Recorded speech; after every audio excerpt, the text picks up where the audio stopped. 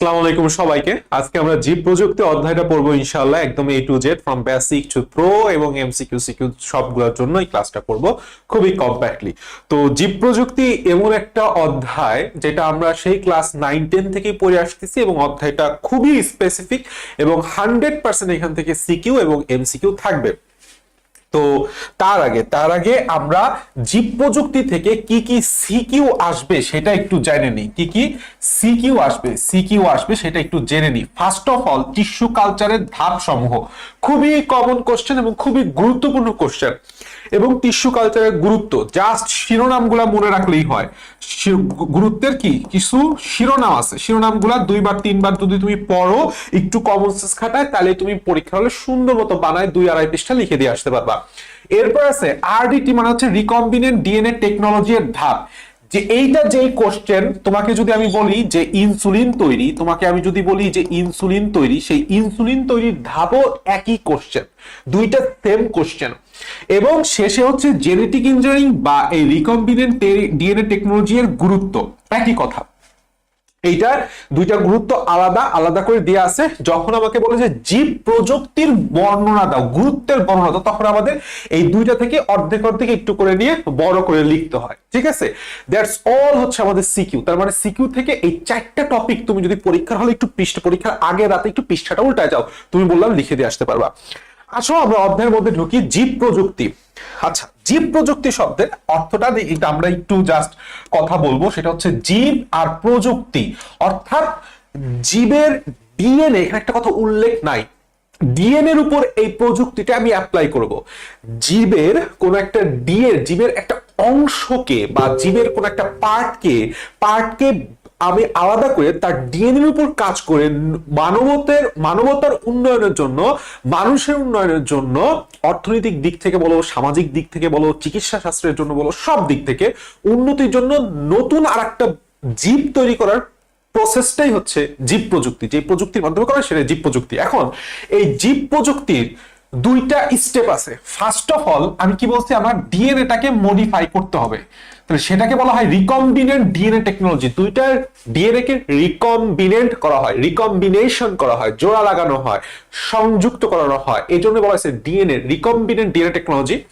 এখন তুমি তো ডিএনএ বানাইছো, কিন্তু সেটাকে তো তোমাকে একটা উদ্ভিদ বা প্রাণীতে রূপ দিতে হবে। তার জন্য আমাদের প্রয়োজন হচ্ছে টিস্যু কালচার। তার জন্য আমাদের কি প্রয়োজন? Tissue culture. তাহলে আমাকে আগে করতে হবে হচ্ছে ডিএনএ এর রিকম্বিনেশন, তারপর আমাকে টিস্যু কালচার। যদিও আমাদের অধ্যায়টায় আগে টিস্যু কালচার দিছে, আমরা টিস্যু কালচারটাই আগে পড়বো। ঠিক আছে, টিস্যু কালচারটা আমরা আগে পড়বো। আসো আমরা নিচের দিকে চলে আসি, কি বলছে নিচের দিকে। ফার্স্ট অফ অল কথা, বায়োটেকনোলজি শব্দটি সর্বপ্রথম প্রবর্তন করে কে? কার্ল এরিকে। এটা আমাদের এমসিকিউ এর জন্য খুবই গুরুত্বপূর্ণ। আচ্ছা, আর একটা কোশ্চেন আসছে, নিচের কোনটি প্রাচীনতম জীব প্রযুক্তির উদাহরণ? উত্তর হচ্ছে অ্যালকোহল তৈরি। আর এই যে একটা খুবই গুরুত্বপূর্ণ, সেটা হচ্ছে দই তৈরি করা, এগুলো প্রাচীনতম জীব প্রযুক্তি। তাহলে অ্যালকোহল তৈরি আর দই দুইটা একসাথে অপশনে থাকবে না, যদি থাকে তুমি আগে দইটা দিবা। ঠিক আছে, আগে দইটা দিবা। নিচের দিকে কিছু কথা আছে যে আমাদের বায়োটেকনোলজির কয়েকটা সেক্টর আছে। ঠিক আছে, যেরকম ব্লু একটা sector, blue biotechnology, green biotechnology, red and white. তুমি বুঝতেই পারতেছো, ব্লু মানে নীল, সমুদ্রের পানি নীল, তাহলে সমুদ্রের প্রয়োগ। গ্রিন মানে সবুজ, কৃষি ক্ষেত্রে। রেড এন্ড হোয়াইট মানে হচ্ছে আমাদের, রেড এন্ড হোয়াইট মানে কি, আমাদের চিকিৎসা ক্ষেত্রে। That's it.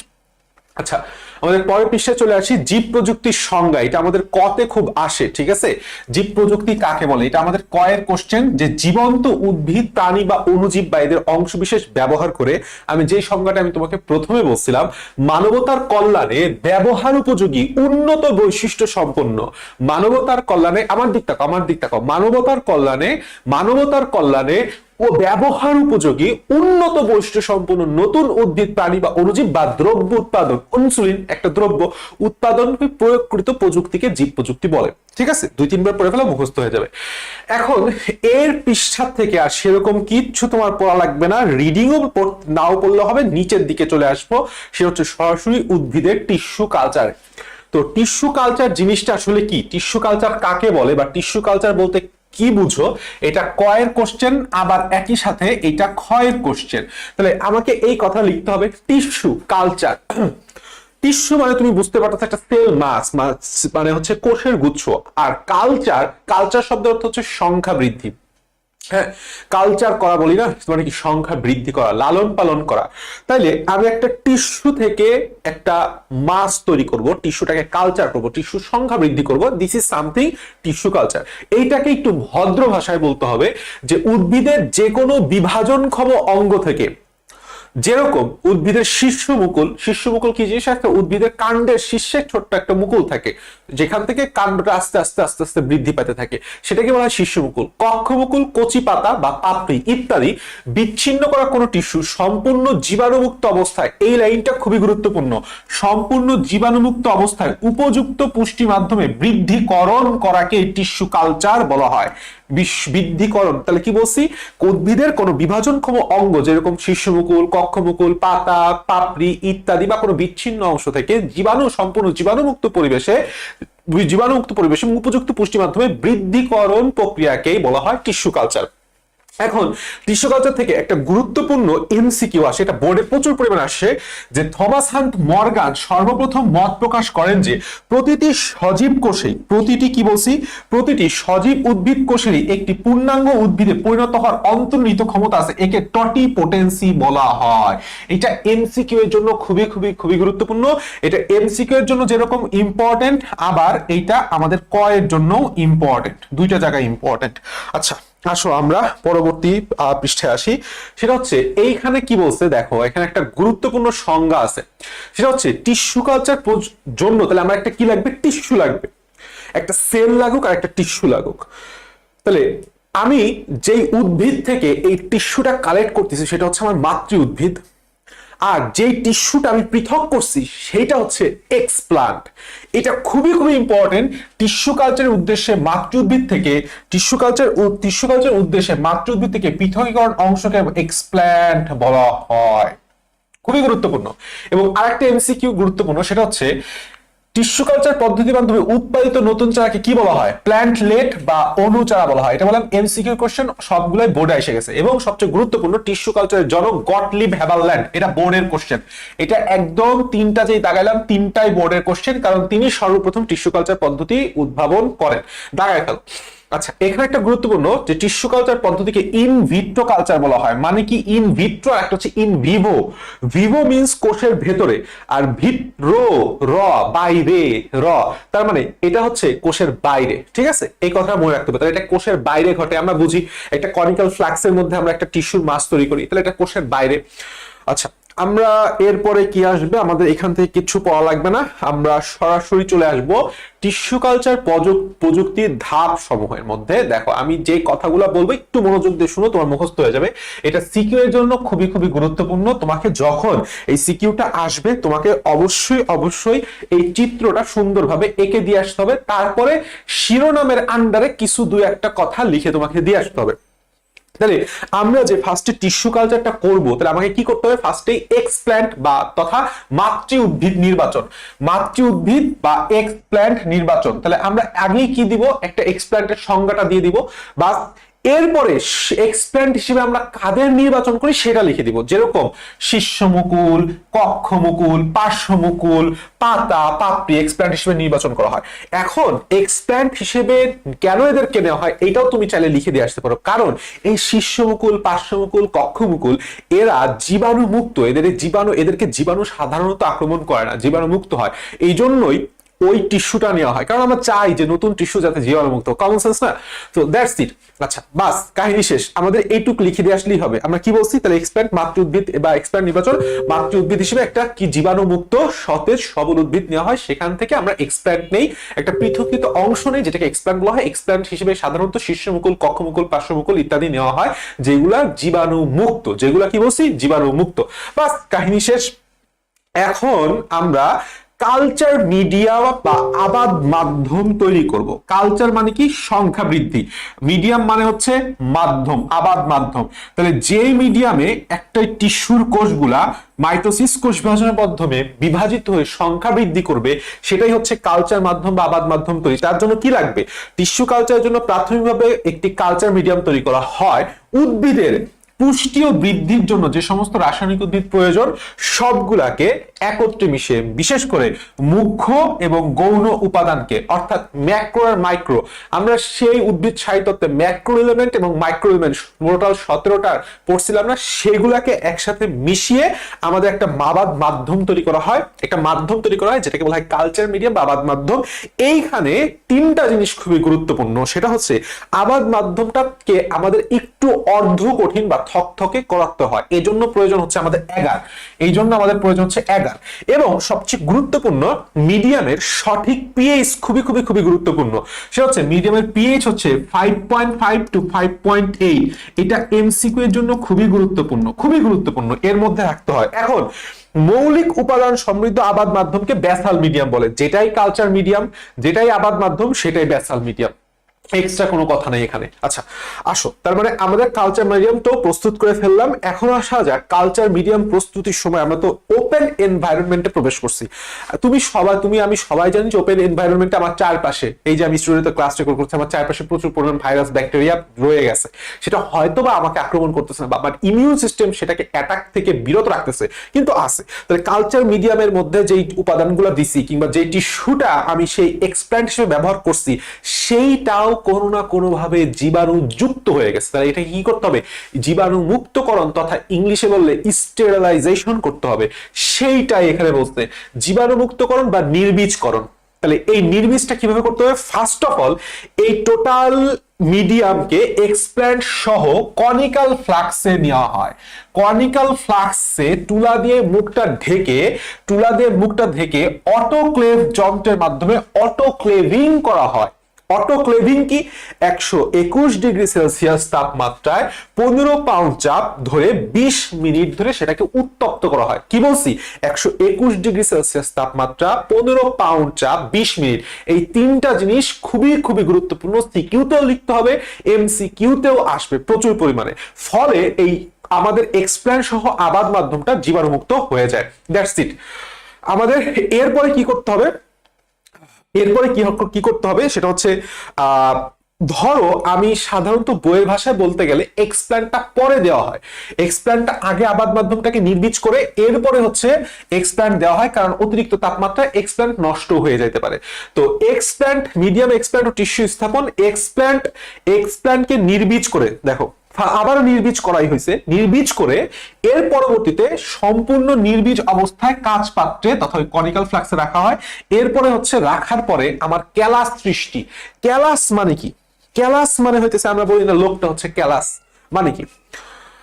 ক্যালাস হচ্ছে একটা টিস্যু গুচ্ছ। কি বলছি? ক্যালাস হচ্ছে একটা টিস্যু গুচ্ছ যার নির্দিষ্ট কোনো আকার বা অবয়ব নাই।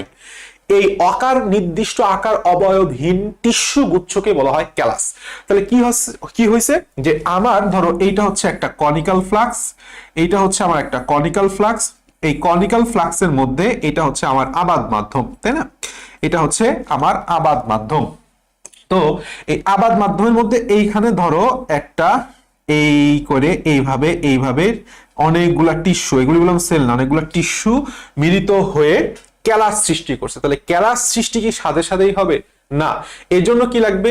মিডিয়ামে এক্সপ্ল্যান্ট তথা টিস্যু স্থাপনের পর পাত্রটিকে একটি বৈদ্যুতিক আলো, এই আলোর পরিমাণটা খুবই গুরুত্বপূর্ণ, এমসিকিউতে এটা আসছে এবং আসবে, 3000 থেকে 5000 লাক্স এবং নির্দিষ্ট তাপমাত্রা 17 থেকে 20 ডিগ্রি সেলসিয়াস এবং নির্দিষ্ট আপেক্ষিক আর্দ্রতা 70 থেকে 75% রাখলেই কেবল এই ক্যালাসটা তৈরি হবে। ঠিক আছে? এরপরে কি আছে? এই জায়গাটায় যে আমাদের ক্যালাসের সংজ্ঞা দেয়া আছে, তুমি স্টাইলেই পড়ে নিতে পারো যে আমাদের অবয়বহীন অবিন্যস্ত টিস্যু গুচ্ছকে ক্যালাস বলা হয়। এখন লাস্টে একটা গুরুত্বপূর্ণ কথা, সেটা হচ্ছে মূল উৎপাদক, মাধ্যমে স্থানান্তর ও চারা উৎপাদন। এখন দেখো আমরা এই জায়গায় যে ক্যালাস সৃষ্টি করছিলাম, ক্যালাসে বললাম মূল তৈরি হয় নাই, তাহলে আমার এরকম একটা মাধ্যমে নিতে হবে, নতুন আরেকটা এরকম একটা মাধ্যমে নিতে হবে যেই মাধ্যমটা ক্যালাসের মূল উৎপাদন করতে সক্ষম। সব মাধ্যমে তুমি মূল সৃষ্টি করতে পারবা না। তাহলে ধরলাম আমার এই যে একটা ক্যালাস, এই ক্যালাস, তাহলে এই মাধ্যমে এসে নিচের দিকে এরা মূল তৈরি করবে। এইটাই হচ্ছে মূল উৎপাদক মাধ্যম। তাহলে ক্যালাসটাকে মূল উৎপাদক মাধ্যমে স্থানান্তর করা হয়েছে, ক্যালাসটাকে মূল উৎপাদক মাধ্যমে স্থানান্তর। ফলে ক্যালাস থেকে যখন মূল তৈরি হয়ে গেছে তখন সে কি আর নতুন ক্যালাস আছে না, সে কি তৈরি হয়ে যাবে, চারা সৃষ্টি করবে। দ্যাটস ইট, চারা উৎপাদন, বাস। এরপরে প্রাকৃতিক পরিবেশ তথা মাঠ পর্যায়ে স্থানান্তর। তোমার যদি সময় না থাকে তুমি 8টার ছবি আইকে 8টা পয়েন্ট যদি লিখে দিয়ে আসতে পারো, মোর দ্যান এনাফ। এখন খেয়াল করো, প্রাকৃতিক পরিবেশে তথা মাঠ পর্যায়ে স্থানান্তর বলতে কি বোঝায়। এখন আমরা তো একটা কনিক্যাল ফ্লাক্সের মধ্যে একটা ফার্মের মুরগি তৈরি করছি, সহজ কথা না? কনিক্যাল ফ্লাক্সের মধ্যে একটা ফার্মের মুরগি তৈরি করছি। এখন ফার্মের মুরগি কি দেশি মুরগির মতো রোদের মধ্যে থাকতে পারে? হিট স্ট্রোক করবে। তাহলে কিন্তু আমাদের উদ্ভিদটাকে ফার্মের মুরগি থেকে দেশি মুরগিতে পরিণত করতে হবে। এই জন্য কি করা লাগে, আস্তে আস্তে 1 দিন 2 দিন 1 সপ্তাহ 2 সপ্তাহ 1 মাস ভরে বাইরের পরিবেশের সাথে খাপ খাইয়ে নিতে হয়। এতদিন তো একটা কৃত্রিম তাপমাত্রা, কৃত্রিম আলো, কৃত্রিম আপেক্ষিক আর্দ্রতা দিয়ে তাকে কোলে করে বড় করা হয়েছিল।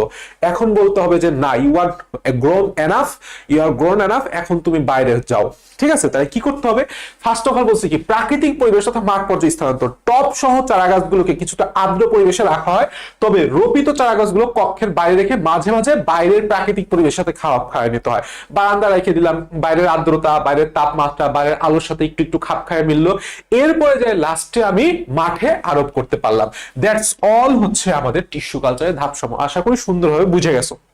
আচ্ছা, এখন আমাদের এরপরে কি আছে দেখো। ফার্স্ট অফ অল টিস্যু কালচারের গুরুত্বের মধ্যে আমরা ঢুকে গেছি।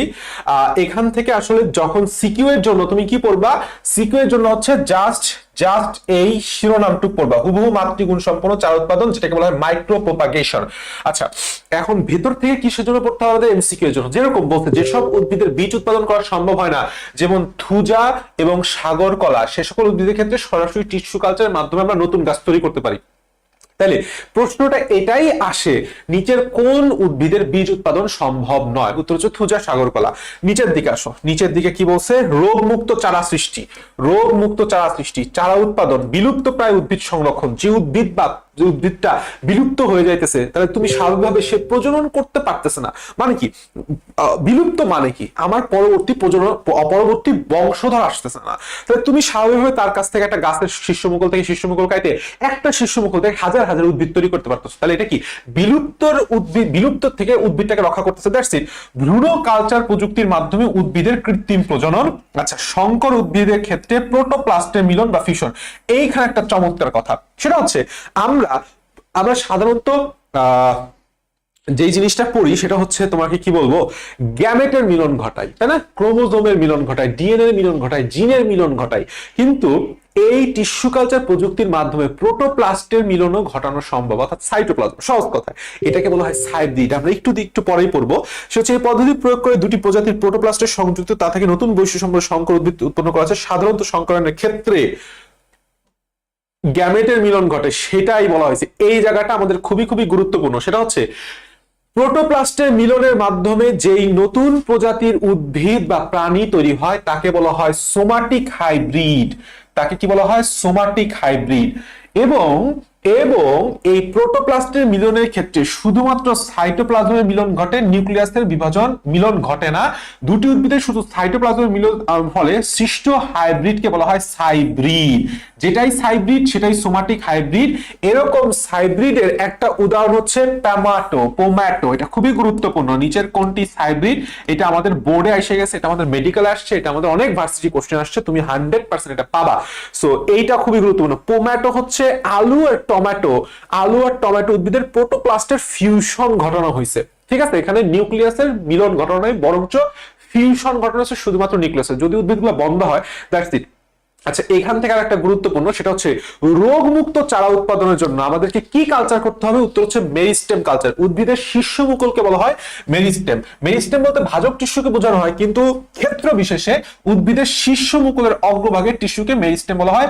মেরিস্টেম কালচারের মাধ্যমে চারা গাছ সাধারণত রোগমুক্ত হয়ে থাকে, কারণ মেরিস্টেম টিস্যুতে কোনো রোগ জীবাণু থাকে না। অল্প সময়ে চারা তৈরি। আর আরেকটা গুরুত্বপূর্ণ এমসিকিউ আসে, খুবই গুরুত্বপূর্ণ। হ্যাপ্লয়েড নিচের কোনটির মাধ্যমে হ্যাপ্লয়েড উদ্ভিদ তৈরি করা যায়? উত্তর হচ্ছে পরাগরেণু আর পরাগধানী কালচারের মাধ্যমে। বাস, এখান থেকে আর কিছু লাগবে না। এখানে একটা গুরুত্বপূর্ণ এই কোশ্চেনটা, এই বোল্ড করা কোশ্চেনটা এমসিকিউতে আসছে বোর্ডে। যে কোনো আবাদী উদ্ভিদ কোষ বা টিস্যু থেকে সৃষ্ট প্রকরণকে বলা হয় সোমা ক্লোনাল ভ্যারিয়েশন। এটুক দাগায় ফেলো, শিরোনামগুলো পড়ে ফেলবা। দ্রুত ক্লোন সৃষ্টি, ট্রান্সজেনিক উদ্ভিদ সৃষ্টি, ভ্রূণ উদ্ধার, আর হচ্ছে দেহজ ভ্রূণ সৃষ্টি করা। এটা গুরুত্বপূর্ণ যে কোন ক্ষেত্রে দেহজ ভ্রূণ থেকে দেহে কোষ থেকে ভ্রূণ তৈরি করা যায়। এই পদ্ধতির সাহায্যে পৃথক একটি দেহকোষ থেকে পুষ্টি মাধ্যমে একটি ভ্রূণ সৃষ্টি করা যায়। ভ্রূণ মানে কি? একটা উদ্ভিদ একদম প্রাথমিক অবস্থায় যা থাকে, আমরা যেরকম প্রাথমিক অবস্থায় ভ্রূণ ছিলাম, মানব ভ্রূণ, ঠিক একইভাবে উদ্ভিদও ভ্রূণ অবস্থায় থাকে। তাহলে সেটাই যে একটা দেহকোষ থেকেও ভ্রূণ তৈরি করা যায়, এবং সেটা টিস্যু কালচার প্রযুক্তির মাধ্যমে কোন কোন উদ্ভিদে সম্ভব হয়েছে? গাজর, আলফালফা প্রভৃতি গাছে এই প্রক্রিয়াটি করা হয়েছে। এটা খুবই গুরুত্বপূর্ণ তথ্য ফর এমসিকিউ। That's it. আচ্ছা, চলে আসো এরপরে কি বলছে? বাংলাদেশের টিস্যু কালচারের প্রয়োগ। এই জিনিসটা সুন্দর করে একটু রিডিং দিবা। এটা আমাদের ঘতে আসে, এটা হচ্ছে ঘতে আসে, এটা আমাদের ঘতে আসে। দেখো সুন্দর করে পয়েন্ট করে দিছে, এটা সুন্দর করে তুমি পয়েন্ট করে লিখবা। বাস, এখান থেকে আর সেরকম কিচ্ছু পাওয়া লাগবে না। টিস্যু কালচারের সুবিধা অসুবিধা এটা জাস্ট একটু রিডিং দিবা, রিডিং দিলেই আমাদের পড়া কমপ্লিট। ঠিক আছে? আচ্ছা, দ্যাটস অল আমাদের টিস্যু কালচার। আমরা এখন সরাসরি চলে যাব হচ্ছে রিকম্বিনেন্ট ডিএনএ টেকনোলজি, যেটার অপর নাম হচ্ছে জেনেটিক ইঞ্জিনিয়ারিং, যেটার অপর নাম হচ্ছে জেনেটিক ইঞ্জিনিয়ারিং। ওকে, তাহলে চলো আসলে আমরা জেনেটিক ইঞ্জিনিয়ারিং বা রিকম্বিনেন্ট ডিএনএ প্রযুক্তি একই কথা। যাহাই জেনেটিক ইঞ্জিনিয়ারিং তাহাই রিকম্বিনেন্ট ডিএনএ টেকনোলজি বা প্রযুক্তি। তো কাহিনী হইতেছে, দেখো ইঞ্জিনিয়ারিং করতেছি কিসের মধ্যে? জিনের মধ্যে। তার মানে আমি একটা ডিএনএ থেকে জিন খুলে অন্য একটা ডিএনএ এর মধ্যে যুক্ত করে দিতেছি। সামথিং দ্যাট একদমই সিম্পল কনসেপ্ট। এইটাকে আমি বলতেছি জেনেটিক ইঞ্জিনিয়ারিং বা রিকম্বিনেন্ট ডিএনএ টেকনোলজি। তো এটা হচ্ছে জীববিজ্ঞানের একটা নবীনতম প্রয়োগমুখী শাখা সমস্যা। আমাদের সংজ্ঞাটা জানতে হবে। বলছে কোন জীবকোষ থেকে কোন সুনির্দিষ্ট জিন নিয়ে অন্য কোন জীবকোষে স্থান এবং কর্মক্ষম করা বা নতুন বৈশিষ্ট্য সৃষ্টির জন্য এইখান থেকে হচ্ছে পরীক্ষা লিখবা। এই জায়গা থেকে নতুন বৈশিষ্ট্য সৃষ্টির জন্য কোন জীবের ডিএনএ তে পরিবর্তন ঘটাকে জেনেটিক ইঞ্জিনিয়ারিং বলে। যদি তোমার খুব মুখস্থ করতে প্যারা লাগে, যদি পুরাটুক মুখস্থ করতে পারো তো ভালো কথা। আচ্ছা, এইখান থেকে আর সেরকম কিছু লাগবে না আমাদের। এই জিনিসটাই সংজ্ঞা আবার দিছে, এখান থেকে জাস্ট একটু পড়ে নিও। আমরা সরাসরি চলে যাব। দেখো আমরা জেনেটিক ইঞ্জিনিয়ারিং এ দুইটা জিনিস ব্যবহার করি। ঠিক আছে? একটাকে আমরা বলি হচ্ছে বাহক, আর একটাকে আমরা বলি হচ্ছে পোষক। ঠিক আছে? আর একটাকে আমরা বলি পোষক বা হোস্ট অ্যাকচুয়ালি। তো যাই হোক, ধরো এইখানে একটা জিন আছে, ঠিক আছে? আমি এই জিনটাকে দিব হচ্ছে ধরো ইকোলি ব্যাকটেরিয়ার মধ্যে। কাকে দিব? ইকোলি ব্যাকটেরিয়ার মধ্যে দিব। হ্যাঁ, তো সরাসরি আমি ইকোলি ব্যাকটেরিয়াটা মধ্যে আমি দিতে পারি না। আমার আর একটা ব্যাকটেরিয়ার প্রয়োজন হবে, নাম হচ্ছে অ্যাগ্রোব্যাকটেরিয়াম। তখন এই অ্যাগ্রোব্যাকটেরিয়ামটা হয়ে যায় হচ্ছে আমাদের বাহক। ঠিক আছে? আর এইটা হচ্ছে আমাদের হয়ে যায় তখন পোষক, মানে যেটা অ্যাকচুয়ালি ডিএনএটাকে পোষণ করে সেটাই হচ্ছে পোষক। আর পরবর্তীতে অর্থাৎ যার মধ্যে রিকম্বিনেন্ট ডিএনএটা থাকে সেটাই হচ্ছে পোষক। আর এখান থেকে তো আমি ছোট্ট একটা জিন নিতেছি, যেটা জিনটাকে বহন করে কাঙ্ক্ষিত কোনো একটা ব্যাকটেরিয়া বলো, উদ্ভিদ বলো, এটা ব্যাকটেরিয়া হইতে পারে, এটা যে কোনো উদ্ভিদ হইতে পারে, এটা যে কোনো উদ্ভিদ হইতে পারে, এটা যে কোনো প্রাণী হইতে পারে, ঠিক আছে। তো এইদের মধ্যে বহন করে নিয়ে যায়, সেটাই হচ্ছে বাহক। কাহিনী বোঝা গেছে? তো এরকম বাহক সাধারণত আমরা ব্যাকটেরিয়া ইউজ করি। সাধারণত দুইটা ব্যাকটেরিয়া, একটা হচ্ছে অ্যাগ্রোব্যাকটেরিয়াম টুমেফেসিয়েন্স আর একটা হচ্ছে ইশারিকিয়া কোলাই ব্যাকটেরিয়া। কারণ কি? কারণ হচ্ছে এদের প্লাজমিড থাকে। দেখো এটা খুবই গুরুত্বপূর্ণ, সেটা হচ্ছে বাহক হিসেবে ইকোলি ব্যাকটেরিয়া আর অ্যাগ্রোব্যাকটেরিয়াম টুমেফেসিয়েন্স ব্যবহার করা হয়। সবচেয়ে বেশি ব্যবহার করা হয় অ্যাগ্রোব্যাকটেরিয়ামকে। তো এদের অন্যতম একটা গুরুত্বপূর্ণ কথা যে এদের কেন ব্যবহার করা হয়, কারণ এদের একটা অতিরিক্ত ছোট ডিএনএ খণ্ডক থাকে যেদেরকে আমরা বলা হয় প্লাজমিড। অর্থাৎ একটা ব্যাকটেরিয়ার মধ্যে নিজস্ব ক্রোমোজোম ছাড়াও আর একটা ডিএনএ খণ্ডক থাকে, অল্প সংখ্যক জিন বহনকারী বৃত্তাকার দ্বিসূত্রক, এটাকে বলা হয় প্লাজমিড। প্লাজমিডের সংজ্ঞাটা খুবই গুরুত্বপূর্ণ। দেখো এটা ব্যাকটেরিয়ার সাইটোপ্লাজমস্থ মূল ক্রোমোজোম ছাড়াও যে বৃত্তাকার দ্বিসূত্রক ডিএনএ অণু থাকে তাকে প্লাজমিড বলা হয়। প্লাজমিড আবিষ্কার করা হয় ল্যাডারবার্গ ইকোলি ব্যাকটেরিয়া, এবং সবচেয়ে গুরুত্বপূর্ণ একটা ব্যাকটেরিয়াতে 1 থেকে 1000টি প্লাজমিড থাকতে পারে। প্লাজমিডের কিছু গুরুত্বপূর্ণ বৈশিষ্ট্য আছে যেটা আমাদের খুবই গুরুত্বপূর্ণ এমসিকিউ এর জন্য এবং ক্ষয়ের কোশ্চেনের জন্য। প্লাজমিড বলতে কি বুঝো? 1 নম্বর, প্লাজমিড বৃত্তাকার দ্বিসূত্রক, আণবিক ভর 10⁶ to 200 × 10⁶ ডাল্টন, অল্প সংখ্যক জিন বহন করে এবং 100% রেস্ট্রিকশন এনজাইম দ্বারা কাটাও যায়, আবার লাইগেজ এনজাইম দ্বারা লাগানোও যায়।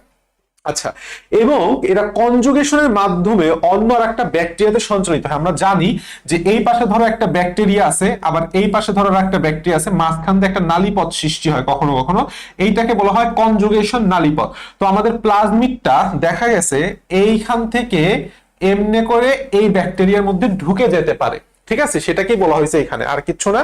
এবং প্লাজমিডও অনুলিপন ক্ষম, দ্যাটস ইট। এখন প্লাজমিডের কিছু ডিফারেন্স আছে, মানে কি অ্যাকচুয়ালি কিছু সাব টাইপ আছে। সাব টাইপ কি জিনিস দেখো, 1 নাম্বার বলা হয়েছে এফ প্লাজমিড, আর প্লাজমিড, কোল প্লাজমিড। এখান থেকে এমসিকিউ আসবে। কোল প্লাজমিড কলিসিন উৎপাদন করে, যা অন্য যার জন্য কোল প্লাজমিড বলা হয়। এরা কি করে? ইশারিকা কোলাইকে ধ্বংস করে ফেলে। দেখো কোলিসিন কোলাই নামের সাথে মিল আছে। আর প্লাজমিড অ্যান্টিবায়োটিক ক্ষমতা সম্পন্ন, এরা অ্যান্টিবায়োটিকের বিরুদ্ধে প্রতিরোধ ক্ষম। আর6 প্লাজমিডের 6টি গুরুত্বপূর্ণ অ্যান্টিবায়োটিক প্রতিরোধ ক্ষমতাকারী জিন থাকে, এটা খুবই গুরুত্বপূর্ণ। নিচের কোনটি অ্যান্টিবায়োটিক প্রতিরোধ ক্ষমতা সম্পন্ন প্লাজমিড? উত্তর হচ্ছে আর প্লাজমিড। আর এফ তে ফার্টিলিটি হচ্ছে জনন বা পিলির সাথে সংযুক্ত, ঠিক আছে। এটা খুবই গুরুত্বপূর্ণ যে ব্যাকটেরিয়ার দেহে পিলি তৈরি করে কোনটা? প, ফ দেও মনে রাখতে পারো, পতে পিলি, ফতে ফার্টিলিটি, দ্যাটস ইট। আমরা সরাসরি পরবর্তী পেজে চলে আসি, রিকম্বিনেন্ট ডিএনএ প্রযুক্তির ধাপ সমূহ। দেখো আমরা এই জিনিসটা খুব সুন্দর করে একটা জিনিসের উদাহরণের মাধ্যমে ব্যাখ্যা করব। একটা ব্যাখ্যায় আমাদের সবকিছু ইনশাআল্লাহ ক্লিয়ার হয়ে যাবে। ফার্স্ট অফ অল ধরো তোমাকে প্রশ্ন করছে যে রিকম্বিনেন্ট ডিএনএ প্রযুক্তির ধাপসমূহ বর্ণনা করো। এই কোশ্চেনের যে উত্তর ইনসুলিন তৈরির ধাপসমূহ, এইটাও সেই উত্তর। ইন্টারফেরনের তৈরির ধাপসমূহ, এইটারও সেম উত্তর। একটু প্রাথমিক জায়গায় ডিফারেন্সটা আছে।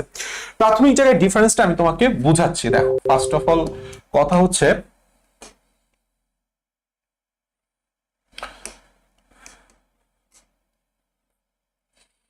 তাহলে আমরা এখন পড়তেছি হচ্ছে জেনেটিক ইঞ্জিনিয়ারিং এর ধাপ সমূহ। 1 নাম্বার ধাপ সেটা হচ্ছে আমার কাঙ্ক্ষিত ডিএনএটাকে নির্বাচন করতে হবে। তাহলে 1 নাম্বার ধাপ কি বলছি? কাঙ্ক্ষিত ডিএনএ নির্বাচন। বিষয়টা তুমি একটা জিনিস চিন্তা করো, ধরো তুমি ইনসুলিন তৈরি করবা। আমাদের দেহে টোটাল 46টা ক্রোমোজোম আছে, তার মধ্যে 44টা অটোজোম। তো আমরা ক্রোমোজোমের ব্যান্ড করি, এটা জেনেটিক্স এর বিষয়, এত বোঝার দরকার নেই। মনে রাখো জেনেটিক্স এর ব্যান্ড, ক্রোমোজোমের ব্যান্ড করলে আমরা ক্রোমোজোম ম্যাপ পাই। ক্রোমোজোম ম্যাপে আমরা ক্রোমোজোম একটা সজ্জারীতি পাই যেখানে প্রত্যেকটা ক্রোমোজোম ভাগ হয়ে যায়। ফলে আমরা কোনটা 1 নাম্বার, কোনটা 2 নাম্বার, কোনটা 3, কোনটা 4, কোনটা 5 এই ক্রোমোজোম গুলো বুঝতে পারি।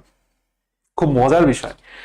এই ক্রোমোজোম ম্যাপিং এর পরে আমরা ধরো এইখানে একটা এরকম ভাবে ক্রোমোজোম পাইলাম, যে ক্রোমোজোমটা হচ্ছে, আচ্ছা এটা এইভাবে আঁকি, এটা এইভাবে আঁকি, যে ক্রোমোজোমটা হচ্ছে 11 নাম্বার ক্রোমোজোম। তো আমাদের ইনসুলিন তৈরি যে জিনটা থাকে সেটা হচ্ছে 11 নাম্বার ক্রোমোজোমের এই খাটো বাহুর শীর্ষে থাকে। কিসে থাকে? খাটো বাহুর শীর্ষে থাকে।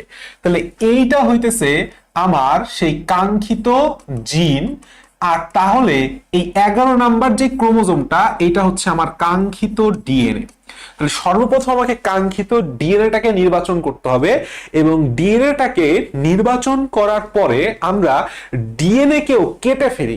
আমরা একটু পরে পড়বো, ঠিক আছে, একটু পরে পড়বো সিজিএম কোরাই সহ অন্যান্য ভাবে ডিএনএটাকে জিন অনুযায়ী কেটে ফেলা হয়। তখন সাজাইলে একটা ক্রোমোজোমের যেরকম ম্যাপিং পাওয়া গেছে, ঠিক একইভাবে আমরা একটা জিনের ম্যাপ পাই। এটাও ক্রোমোজোম ম্যাপিংই বলে। জিনগুলোও বিন্যস্ত হয়ে যায়। তখন আমরা বুঝতে পারি যে না, এটা হচ্ছে সেই ইনসুলিন তৈরির জিন। তো আমরা ফার্স্টে ডিএনএ নির্বাচন করার পরে আমরা জিনটাকে দেখি। তো স্বাভাবিকভাবেই এই জিনটাকে পরবর্তীতে কেটে নিয়ে আসা হয়। কি করা হয়? কেটে নিয়ে আসা হয়। That's it. ধরো সামথিং আমাদের একটা এই হচ্ছে তার খণ্ডক, এইটা হচ্ছে আমার সেই কাঙ্ক্ষিত জিন। তাহলে আমাদের কাঙ্ক্ষিত ডিএনএ নির্বাচন করার পরে আমরা সুন্দরভাবে আমাদের জিনটাও বললাম নিয়ে আসছি।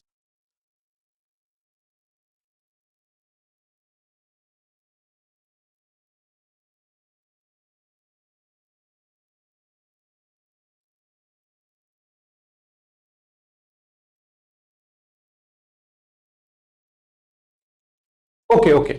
তাহলে আমাদের ফার্স্টে এইটা ছিল হচ্ছে একটা অগ্নাশয়ের কোষ। এটা ধরো একটা অগ্নাশয়ের কোষ ছিল, কারণ আমরা জানি অগ্নাশয়ের কোষ হচ্ছে ইনসুলিন ক্ষরণ করে। সেই অগ্নাশয়ের কোষের 11 নাম্বার ক্রোমোজোমের খাটো বাহুর শীর্ষে আমার কাঙ্ক্ষিত ডিএনএ খণ্ডকটা জিনটা আছে, এবং সেটাকে আমরা কেটে নিয়ে আসছি। কিভাবে কেটে নিয়ে আসছি? রেস্ট্রিকশন এনজাইম দিয়ে। কি enzyme? Restriction enzyme. Restriction enzyme দিয়ে। রেস্ট্রিকশন এনজাইম অনেক প্রকার আছে, আমরা পড়বো। তো আমরা এই রেস্ট্রিকশন এনজাইমটা এখানে অ্যাপ্লাই করি। অ্যাপ্লাই করলে সে নির্দিষ্ট সিকোয়েন্সটা, ওই জিনের সিকোয়েন্সটা সে ধরে, নিজের থেকেই ধরে সুন্দর মতো শুধুমাত্র যেইটুক জিন দরকার সেইটুকুই সে কেটে নিয়ে আসে। এখন আলটিমেটলি আমার এখন কি লাগবে? চমৎকার ভাবে আমি বুঝতে পারতেছি যে আমাদের কাঙ্ক্ষিত রেস্ট্রিকশন এনজাইমটা আমরা পাইছি। কাঙ্ক্ষিত রেস্ট্রিকশন এনজাইমটা পাইছি। একটু দাঁড়াও। ওকে, রেডি? আমাদের রেকর্ড হচ্ছে ঠিক মতো? ভয়েস শোনা যাচ্ছে? হ্যাঁ হ্যাঁ, ঠিক আছে, অল ওকে, থ্যাংক ইউ। এখন আমাদের কি করতে হবে? 2 নাম্বারে হচ্ছে আমাদের একটা বাহক নির্বাচন করতে হবে। কি? বাহক নির্বাচন। আমি যে কথাগুলা বলতেছি সেই কথাগুলাই তুমি এই শিরোনামের আন্ডারে লিখে দিবা। বাহক নির্বাচন মানে কি? আমাদের এই যে জিনটাকে ইকোলি ব্যাকটেরিয়ার মধ্যে নেওয়ার জন্য যেই বস্তুটার প্রয়োজন সেটাই বাহক।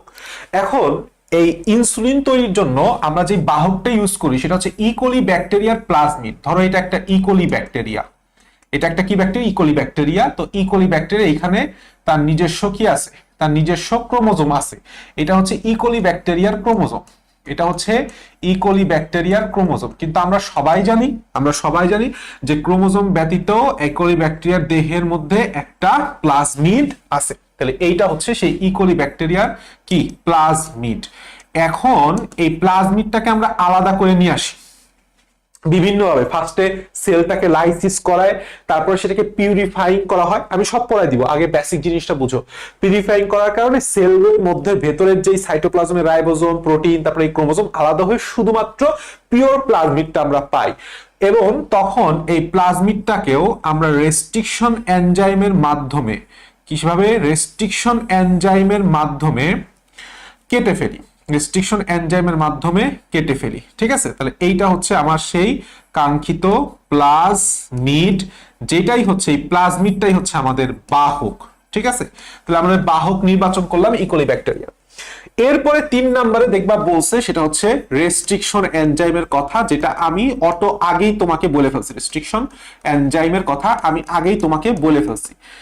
তাহলে আমরা একটু রিক্যাপ করি। সর্বপ্রথম আমাদের কি করতে হবে? একটা বাহক নির্বাচন, আমাদের কাঙ্ক্ষিত ডিএনএ নির্বাচন। অগ্নাশয় 11 নম্বর ক্রোমোজোমে যদি ইনসুলিন হয়, অগ্নাশয় 11 নম্বর ক্রোমোজোমে যদি ইন্টারফেরন হয়, তখন বোন থেকে নিতে হয়। তো এই যে 11 নম্বর ক্রোমোজোমে খাটো বাহুর শীর্ষে হচ্ছে আমাদের ইনসুলিন তৈরি জিন থাকে, এবং আমাদের একটা বাহক নির্বাচন করতে হয় ইকোলি ব্যাকটেরিয়া প্লাজমিড। তো এই প্লাজমিডটাকে লাইসিসের মাধ্যমে পরবর্তীতে পিউরিফিকেশনের মাধ্যমে প্লাজমিডটাকে আলাদা করে নেওয়া হয়, পরবর্তীতে রেস্ট্রিকশন এনজাইমের মাধ্যমে আমার ডিএনএ কাঙ্ক্ষিত জিন আর প্লাজমিডকে নির্দিষ্ট সিকোয়েন্স বরাবর কেটে ফেলা হয়।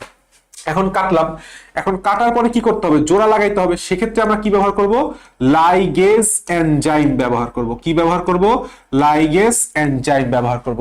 ফলে আলটিমেটলি এই দুইটা জিনিস মিলিত হয়ে কি তৈরি হবে দেখো তো, অনেকটা এরকম একটা অঞ্চল তৈরি করবে না, এরকম একটা অঞ্চল তৈরি করবে। এই যে এই হচ্ছে আমার কাঙ্ক্ষিত জিনটা এখানে আছে, এখানে কাঙ্ক্ষিত সরি এখানে আমার কাঙ্ক্ষিত জিনটা আছে, ঠিক আছে। তাহলে এখন এই যে আমার কাঙ্ক্ষিত জিন সহ যে প্লাজমিডটা আসলো, এটাই হচ্ছে আমার recombinant DNA, nothing else. This is recombinant DNA. আমি আশা করি তোমাকে বুঝাইতে পারছি, ঠিক আছে। বা এটাকে বলা হয় ট্রান্সফর্মড, অনেক ক্ষেত্রে ট্রান্সফর্ম ডিএনএও বলা হয়। তাহলে এখন তোমার এই রিকম্বিনেন্ট ডিএনএ তথা এই যে প্লাজমিডটা কাঙ্ক্ষিত জিন বহন করতেছে, এইটাকে আবার কিসের মধ্যে দিতে হবে, এইটাকে আবার দিতে হবে হইতেছে আমার পোষকের মধ্যে। মানে কি, আমার এখানে পোষক হচ্ছে ইকোলি ব্যাকটেরিয়া। ইকোলি ব্যাকটেরিয়া সাধারণত এই অন্য কোনো প্লাজমিড ইকোলি ব্যাকটেরিয়া গ্রহণ করতে চায় না। নিজের প্লাজমিড আছে, নিজের প্লাজমিড ছাড়া সে কি আবার নতুন প্লাজমিড নিতে চায়? চায় না তো। কেউ নিজের সন্তান ছাড়া অন্য সন্তান নিতে চায়, অন্য সন্তানের দায়িত্ব নিতে চায়? চায় না। কিন্তু বিভিন্ন ওয়ে আছে, যেরকম ইলেকট্রিক শক মেথড, হিট শক মেথড যদি দেই, আমি তোমাকে সবই পড়াবো, হিট শক মেথড দিই, তখন এই প্লাজমিডটা ইকোলি গ্রহণ করে। ফলে তখন আমাদের এরকম একটা স্ট্রাকচার আমরা পাই, তাই না? এরকম একটা স্ট্রাকচার আমরা পাই। That's it. এবং সাথে আমার এখানে ক্রোমোজোম তো থাকবেই, তার নিজস্ব ক্রোমোজোম থাকবে। এখন একটা মজার বিষয় হচ্ছে, দেখো এই ইকোলি ব্যাকটেরিয়া বললাম সে একা একা থাকবে না। ইকোলি ব্যাকটেরিয়া নতুন বারবার দ্বিভাজন পদ্ধতির মাধ্যমে একের পর এক বংশবৃদ্ধি করতে থাকে। তাহলে আমরা এখানে একটু শিরোনামগুলো লিখলাম, লাইগেজ এনজাইম। এরপরেই হচ্ছে 5 নাম্বার ধাপটা হচ্ছে এই কাঙ্ক্ষিত ডিএনএ, কাঙ্ক্ষিত জিন সহ রিকম্বিনেন্ট ডিএনএ, রিকম্বিনেন্ট ডিএনএ কে পোষক কিসের মধ্যে প্রবেশ করাইতে হবে, পোষক ইকোলি ব্যাকটেরিয়ার মধ্যে প্রবেশ করানো, ব্যাকটেরিয়াতে প্রবেশ। বাস, ভালো কথা।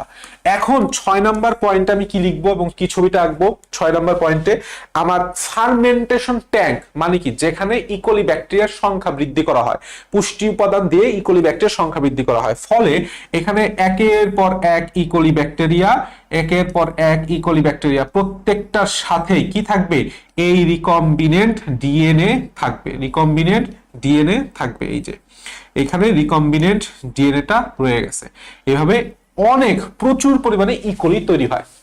এখন এই যে ইকোলি ব্যাকটেরিয়ার মধ্যে যে জিনটা আছে, সেই জিনটা কি তৈরি করে, ইনসুলিন তৈরি করবে। অর্থাৎ এই প্রত্যেকটা ইকোলি ব্যাকটেরিয়ার মধ্যে তখন প্রচুর পরিমাণে এই হলুদ কালার, এগুলা কি, ইনসুলিন। এগুলি কি, insulin is nothing but protein like structure.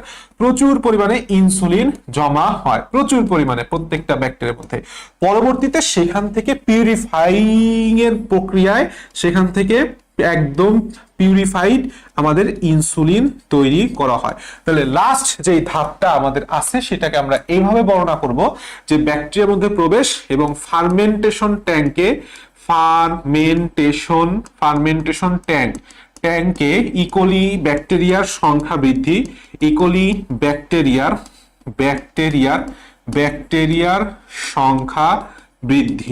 সংখ্যা বৃদ্ধি লাস্ট অফ অল 7 নম্বরে সেটা হচ্ছে ইনসুলিন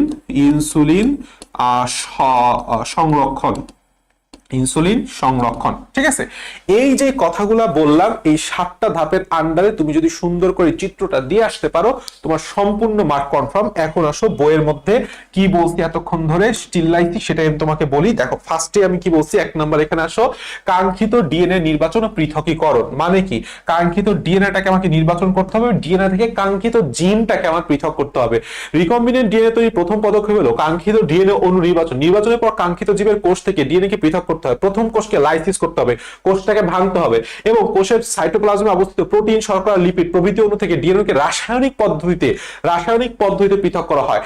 এর সাথে কিছু আরএনএ প্রোটিন মিশ্র থাকে। পরবর্তীতে খেয়াল করো, সিজিয়াম ক্লোরাইড বা সুক্রোজ গ্রেডিয়েন্ট সেন্ট্রিফিউজের মাধ্যমে উক্ত মিশ্রণকে আলাদা ব্যান্ড আকারে পৃথক করা হয় এবং কাঙ্ক্ষিত ডিএনএ ব্যান্ডকে পৃথকভাবে আহরণ করে নেওয়া হয়। বর্তমানে সিলিকা নির্ভর কিট ব্যবহার করে কাজটি করা সহজে করা যায়। This are nothing but some process about যে আমার কোন জায়গায় কোন ডিএনএটা আছে। ওই যে ব্যান্ড মানে একটার পর একটা ব্যান্ড এইভাবে দেখা যায়। ঠিক আছে, এই ধরো একটা ব্যান্ড এভাবে আসছে, এইভাবে একটা আসছে, এভাবে একটা আসছে, এইভাবে একটা আসছে, এইভাবে একটা আসছে, এইভাবে একটা আসছে, এইভাবে একটা আসছে, প্রত্যেকটা হচ্ছে ক্রোমোজোম। এগুলিকে বলা হয় ব্যান্ড। তাই আমি বুঝতে পারতেছি, দেখলেই বোঝা যায় যে কোনটা কোন ক্রোমোজোম। ঠিক আছে, সেগুলি আলাদা চার্ট আছে, আমরা অত গভীরে যাব না। এই ছকের মধ্যে দেখো একটা কথা আছে, রেস্ট্রিকশন এনজাইম কাকে বলে, এটার অপর নাম আমরা জানি আণবিক ছুরি। রেস্ট্রিকশন এনজাইম কি? আণবিক ছুরি। খুবই গুরুত্বপূর্ণ এমসিকিউ এখান থেকে আসছে। ভেক্টর বা বাহক নির্বাচন, একটু আগে আমি তোমাকে বলছি যে কাঙ্ক্ষিত ডিএনএ প্রয়োজনীয় অংশ বহন করার জন্য একটি বাহক নির্বাচন করা হয়। এক্ষেত্রে বাহকটা কি? ইকোলি ব্যাকটেরিয়া, প্লাজমিড, এটুকু লিখে দিলেই হচ্ছে। এছাড়া এক্ষেত্রে অ্যাগ্রোব্যাকটেরিয়াম টুমেফেসিয়েন্সও ব্যবহার করা যায়। কাঙ্ক্ষিত ডিএনএ কে নির্দিষ্ট স্থানে ছেদন করতে হবে রেস্ট্রিকশন এনজাইম দিয়ে এবং দুইটাকে পরবর্তীতে কি করতে হবে? একসাথে জোড়াও লাগাইতে হবে। তার আগে দেখো রেস্ট্রিকশন এনজাইমের কিছু নাম দিছে, এই জিনিসগুলো একটু পড়তে হবে, মুখস্থ করতে হবে। বাম এইচআই, হিন্ড 3, ইকো আরআই, এভাবে পড়বা। বাম হাতে হাই দেই, হিন্ড 3, ইকো আরআই। আচ্ছা, ছেদনকৃত কাঙ্ক্ষিত ডিএনএ খণ্ডক সমূহকে বাহক প্লাজমিড ডিএনএ তে স্থাপন করতে হবে কিভাবে? লাইগেজ এনজাইমের মাধ্যমে। এই কথাটা লিখতে হয়েছে, এত কিছু লেখা লাগবে না। লাস্টে বলছে পোষক নির্বাচন, রিকম্বিনেন্ট ডিএনএ প্লাজমিডকে পোষক দেহের মধ্যে প্রবেশ করা হচ্ছে। আমরা পোষক হিসেবে কি ব্যবহার করছি? ইশারিকা কোলাই ব্যবহার করছি এবং ইশারিকা কোলাইয়ের মধ্যে যে আমার কাঙ্ক্ষিত জিন সহ প্লাজমিডটা প্রবেশ করব, এইখানে একটা কথা আছে দেখো। এখন এটাকে ক্যালসিয়াম সমৃদ্ধ করে হিট শক মেথডের মাধ্যমে, একটা ক্যালসিয়াম সমৃদ্ধ মাধ্যমে যেখানে প্রচুর পরিমাণে ক্যালসিয়াম আয়ন আছে তার মধ্যে আমার সেই ইশারিকা কোলাই ব্যাকটেরিয়াকে ঢুকানো হয়। এরপরে হিট শক মেথড, এটা আলাদা মেথড, আমরা সেদিকে যাব না। হিট শক মেথডে বিশেষ পরিবেশ সৃষ্টি করে প্লাজমিড গ্রহণ করে, তার অর্থাৎ আমার ইশারিকা কোলাইয়ের মধ্যে এখন প্লাজমিড আছে, এইটাকে তখন বলা হয় ট্রান্সফর্মড ব্যাকটেরিয়া। বাস, কাহিনী শেষ। লাস্টে বলছে রিকম্বিনেন্ট ডিএনএ মূল্যায়ন। এই কথাটা বলতে আসলে কি বোঝায়? রিকম্বিনেন্ট ডিএনএ মূল্যায়ন বলতে বোঝায় যে আসলেই ওই ইকোলি ব্যাকটেরিয়ার মধ্যে আমার রিকম্বিনেন্ট ডিএনএটা আছে কিনা সেটাই বলতে। দেখো, সাধারণত রিকম্বিনেন্ট ডিএনএ প্রস্তুত করার কাজটি সফল হয়েছে কিনা তা জানার জন্য প্রাথমিকভাবে পরীক্ষা করে দেখা হয় রিকম্বিনেন্ট ডিএনএ যুক্ত ব্যাকটেরিয়াম এগার মিডিয়ামে জন্মিয়ে সংখ্যা বৃদ্ধি করা। এক্ষেত্রে পোষক ব্যাকটেরিয়া রিকম্বিনেন্ট প্লাজমিড বহন করছে কিনা তা শনাক্ত করার জন্য এগার মিডিয়ামে নির্দিষ্ট অ্যান্টিবায়োটিক ব্যবহার করা হয়। ওই অ্যান্টিবায়োটিক রেজিস্ট্যান্ট হয়ে গেলে আমি বুঝতে পারবো না ঠিক আছে ওইখানে কাঙ্ক্ষিত জিন আছে। বাস, নিচের দিকে আসলে রিকম্বিনেন্ট ডিএনএ কে অ্যাগ্রোব্যাকটেরিয়ামে স্থানান্তর করতে হয়। রিকম্বিনেন্ট ডিএনএ তৈরির সময় বাহক হিসেবে টিআই প্লাজমিড যদি ব্যবহার করি তখন ডিএনএ কে অ্যাগ্রোব্যাকটেরিয়ামে স্থানান্তর করা হয়। ইন কেস আমি যদি টিআই প্লাজমিড ব্যবহার করি, আমার যদি ইকোলি ব্যাকটেরিয়ার প্লাজমিড ব্যবহার করি, আমি কি টিআই প্লাজমিড ব্যবহার করব? ঢুকাবো টিআই অ্যাগ্রোব্যাকটেরিয়ামে? না, আমি সেটা কি বলে ঢুকাবো। ঠিক একইভাবে লাস্টে কাঙ্ক্ষিত উদ্ভিদ কোষে রিকম্বিনেন্ট ডিএনএ প্রবেশ করানো হয়। আমরা সেটা ইকোলিতে প্রবেশ করাইছিলাম, এখানে তোমার কাঙ্ক্ষিত উদ্ভিদ কোষে প্রবেশ করাইতে হবে। That's it. যখন আমি যেখানে প্রবেশ করাই, বাস, এখান থেকে আর কিচ্ছু লাগবে না। একটা লাইন লাগবে, ইমপ্ল্যান্টটা পদ্ধতি ব্যবহার করে সরাসরি ট্রান্সজেনিক উদ্ভিদ তৈরি করা যায় এবং এইভাবে যে নতুন উদ্ভিদটা আমি তৈরি করলাম জেনেটিক ইঞ্জিনিয়ারিং এর মাধ্যমে, এইটাকে বলা হয় হচ্ছে ট্রান্সজেনিক উদ্ভিদ। বাস, কাহিনী শেষ। আমরা এই ছক থেকে বেশি কিছু পড়বো না, এই ছক থেকে খুবই কম গুরুত্বপূর্ণ, বেশি কিছু লাগবে না। আমরা সরাসরি চলে আসবো এখন জিন ক্লোনিং এর বিষয়। হচ্ছে জিন ক্লোনিং এর বিষয়। দেখো, ফার্স্ট অফ অল একটা জিনিস বুঝো যে হোয়াট ইজ ক্লোনিং। ক্লোনিং মানে আসলে কিছুই না, একদম হুবহু সংখ্যা বৃদ্ধি করা। কি বলছি? একদম হুবহু সংখ্যা বৃদ্ধি করা। তাহলে জিন ক্লোনিং মানে কি?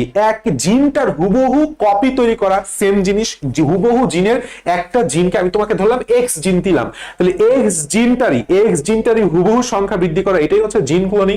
এই জিনিসটা এখানে বলছে, আর কিচ্ছু লাগবে না। ক্লোন শব্দের অর্থ হুবহু প্রতিরোধ, অর্থাৎ একই জিনোটাইপ বিশিষ্ট একাধিক জীব বা বংশকে ক্লোন বলা হয়। তাহলে কোনো কাঙ্ক্ষিত জিনকে হুবহু কপি বা সংখ্যা বৃদ্ধি করাই হলো জিন ক্লোনিং। Bus, that's it. এখান থেকে আর কিচ্ছু আমাদের লাগবে না, জিন ক্লোনিং এর জাস্ট রিডিং দিলেই হবে। এখানে একটা কথা আছে, polymerase chain reaction. Polymerase chain reaction বলতে কি সংক্ষেপে বোঝা হচ্ছে পিসিআর। পলিমারেজ চেইন রিঅ্যাকশন জিনিসটা কি? আর কিচ্ছুই না। এখান থেকে একটা এমসিকিউ লাগবে, রিডিং করতে পারো। সেটা হচ্ছে, প্রথমে দ্বিসূত্রক ডিএনএ কে 90 ডিগ্রি সেলসিয়াস তাপমাত্রায় এক সূত্রক আরএনএ পরিণত করতে হয়। অর্থাৎ কত ডিগ্রি সেলসিয়াস তাপমাত্রায় একটা দ্বিসূত্রক ডিএনএ এক সূত্রক আরএনএ পরিণত হয়? উত্তর হচ্ছে 90 ডিগ্রি সেলসিয়াস। উত্তর কি? 90 ডিগ্রি সেলসিয়াস। বাস, ডিএনএ ক্লোনিং বলতে কি বুঝতেছি এটাও বুঝতেছো। জিন যেরকম আমরা ক্লোন করছি, হুবহু একটা ডিএনএ কে অনেকগুলো পরিণত করতে পারি, এটাই হচ্ছে DNA cloning. That's it. Okay, তাহলে ডিএনএ ক্লোনিং বুঝলাম। এখন একটা গুরুত্বপূর্ণ বিষয়, সেটা হচ্ছে রিপ্রোডাক্টিভ ক্লোনিং বলতে কি বুঝি। এইটা একটা গুরুত্বপূর্ণ ক্ষয়ের কোশ্চেন, এটা গুরুত্বপূর্ণ একটা ক্ষয়ের কোশ্চেন। সেটা হচ্ছে, দেখো, রিপ্রোডাক্টিভ ক্লোনিং জনন পদ্ধতিতে দাতা কোষের ডিএনএর মাধ্যমে হুবহু তার প্রতিচ্ছবি সম্পন্ন নতুন প্রজন্ম সৃষ্টি করার কৌশল হচ্ছে রিপ্রোডাক্টিভ ক্লোনিং। মানে কি? ডলি নামক ভেড়ার সৃষ্টি পদ্ধতি করা হচ্ছে। একটি ভেড়ার স্তন গ্রন্থি থেকে কোষ নিয়ে একটি দাতা কোষ থেকে দাতা ভেড়ার তাকে আবাদ মাধ্যমে সংখ্যা বৃদ্ধি করা হয়। পরে এটি ভেড়ার ডিম্বাণু কোষ নিয়ে তা থেকে নিউক্লিয়াস সরিয়ে তদস্থলে দাতা কোষের নিউক্লিয়াস প্রবেশ করানো হয় এবং ডিম্বাণুটি দাতা কোষের নিউক্লিয়াস নিয়ে বিভাজিত হয়ে দ্রুত ভ্রূণ সৃষ্টির পর্যায়ে পড়ে এবং তৃতীয় একটি ভেড়ার জরায়ুতে সেটা স্থাপন করা হয়। বাস, এখানে আসলে আর কিছুই না, এখানে আসলে আর কিছুই না। বিষয়টা হচ্ছে এরকম যে, ধরো সাপোজ ফার্স্টে একটা এটা ধরো একটা ডিম্বাণু, এটা একটা কি? এটা একটা ডিম্বাণু। রিপ্রোডাক্টিভ ক্লোনিংটা বুঝো। তাহলে এইটা কি হচ্ছে? তার ডিম্বাণুর নিউক্লিয়াস, এটা ডিম্বাণুর নিউক্লিয়াস। তাহলে ডিম্বাণুর নিউক্লিয়াস কি হবে? স্বাভাবিকভাবেই এন হবে। তাহলে এখান থেকে তো ভেড়া সৃষ্টি হওয়া সম্ভব না, কারণ ভেড়া তো ডিপ্লয়েড, আমরা তো ডিপ্লয়েড। আমাদের গ্যামেট থেকে নতুন ভ্রূণ সৃষ্টি করা সম্ভব না। ভ্রূণ সৃষ্টি হলে জাইগোট লাগবে, 12 লাগবে। কথা হইলো, এটা একটা ধরো দেহকোষ, যেটা ভেড়ার বেলায় নেওয়া হয়েছিল হচ্ছে একটা স্তন গ্রন্থির কোষ। এইটার নিউক্লিয়াস বললাম 2n। তখন কি করলো? আরে সেই বুদ্ধি, ডিম্বাণু থেকে এই নিউক্লিয়াসটা মুক্ত করে আমি এইখান থেকে 2n নিউক্লিয়াসটা ঢুকাই দিলাম, 2n নিউক্লিয়াসটা ঢুকাই দিলাম। তখন বললাম আরে ডিম্বাণু থাকলো না, তখন সে হয়ে গেছে হচ্ছে ভ্রূণ। তখন সে কি হয়ে গেছে? ভ্রূণ। এই ভ্রূণকে পরবর্তীতে আমি আরেকটা ভেড়ার জরায়ুতে স্থাপন করছি। জরায়ু সেই ভ্রূণটাকে পুষ্টি দিছে, আলটিমেটলি নতুন একটা কি তৈরি হয়ে গেছে? ভেড়া তৈরি হয়ে গেছে। This is reproductive cloning. Super easy concept, তুমি পড়লেই বুঝবা। বাস, আমরা সরাসরি চলে আসি নিচের দিকে। আর recombinant DNA technology, polymerase chain reaction, just এই ছকটা একটু সুন্দর করে পড়লেই হবে। এখান থেকে আর সেরকম কিছু লাগবে না। আচ্ছা, আমরা চলে আসি জীব প্রযুক্তির ব্যবহারের মধ্যে। জাস্ট রিডিং করবা, জাস্ট সংজ্ঞাগুলো, এই শিরোনামগুলা সুন্দর করে রিডিং করলে তোমার হয়ে যাবে। শিরোনামগুলা জাস্ট রিডিং করবা। ক্ষতিকর পোকামাকড় প্রতিরোধী জাত উৎপাদন, এটসেট্রা এটসেট্রা। বিটি কটন নামটা গুরুত্বপূর্ণ, এটা পড়ে রাখবা। আর একটা খুবই গুরুত্বপূর্ণ, বিটি কটনের বিটি বলতে বোঝায় হচ্ছে ব্যাসিলাস থিউরিনজিয়েন্সিস নামক ব্যাকটেরিয়ার একটা জিন ব্যবহার করা হয়। That's it. ঠিক আছে, দ্যাটস ইট। এখান থেকে আর কিছু লাগবে না, আমরা সরাসরি চলে আসবো এই জায়গাগুলো খুব সুন্দর করে রিডিং দিবা। ঠিক আছে, কারণ এখান থেকে তোমাকে বলবে, প্রশ্নটা এমন ভাবে করবে যে কৃষি ক্ষেত্রে রিকম্বিনেন্ট ডিএনএ প্রযুক্তির ভূমিকা উল্লেখ করো ঘতে। তখন তোমাকে এই কথাগুলো লিখতে হবে। এগুলি বোঝানোর কিছু না, এটা তোমাকে বারবার 2-3 বার পড়লে তুমি অটোমেটিকলি বানায় লিখতে পারবা। যেরকম বলছে গুণগত মান উন্নয়ন, তারপরে নিচের দিকে একটা গুরুত্বপূর্ণ কথা বলছে সুপার রাইস। এখানে এমসিকিউ আছে, সুপার রাইসে আসলে কি যুক্ত করা হয়েছে? সেটা হচ্ছে বিটা ক্যারোটিন তৈরি 4টি জিন আর অতিরিক্ত আয়রন তৈরি 3টি জিন। অর্থাৎ এখানে আমরা যখন সুপার রাইস খাবো, আমাদের আয়রনের ঘাটতিটা থাকবে না। অনুরূপভাবে বিটা ক্যারোটিন থাকার কারণে carotene ultimately vitamin A produce করে, আমার ভিটামিন এর অভাবপূর্ণ হয়ে যাবে। That's it. রোগ প্রতিরোধ ক্ষমতা জাত উৎপাদন, এটা তো আমরা পড়ে আসছি। নাইট্রোজেন সংবহন, দ্যুতিময় উদ্ভিদ সৃষ্টি, এটা গুরুত্বপূর্ণ। জোনাকি পোকার দেহে লুসিফারেস নামক এনজাইমের প্রভাবে লুসিফেরিন নামক পদার্থ ক্ষরিত হয়, যেটা আলো বিচ্ছুরণ ঘটায়। বর্তমানে তামাক গাছে এই লুসিফারেস এনজাইম তৈরির জিনটা স্থানান্তর করার কারণে রাত্রেবেলা তামাক গাছও দ্যুতি দেখাচ্ছে। That's it. আচ্ছা, বীজহীন ফল সৃষ্টি, খরা প্রতিরোধী আর লবণাক্ত সহিষ্ণু জাত সৃষ্টি। That's it. এগুলি জাস্ট লিখে দিতে আসলেই হবে। কৃষি ক্ষেত্রে ট্রান্সজেনিক প্রাণী উৎপাদন, ক্ষতিকর কীট পতঙ্গ প্রতিরোধী উৎপাদন।